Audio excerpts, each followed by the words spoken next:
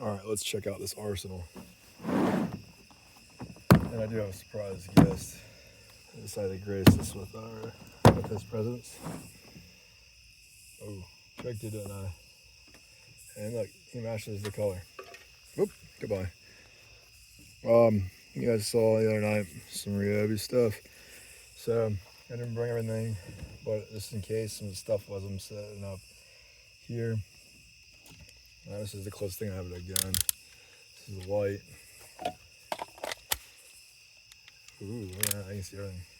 A multi-tool, impact wrench, drill, excuse me, tire. This is cool. It's a little light, 2 USB ports. Right here is a little ratchet, which I like specifically.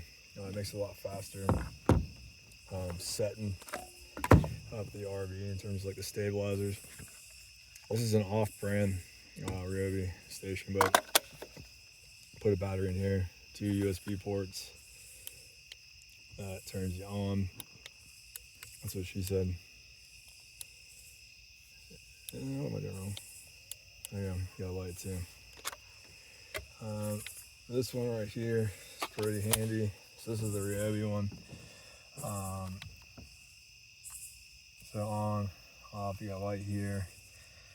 2 USBs, 110, and then right here you can charge the batteries too. I learned last night you can't charge while you put out, and then also you can't run in series. So with that, it comes with this cable, and this you actually can use this for multi things, but to charge this or use this to charge your batteries.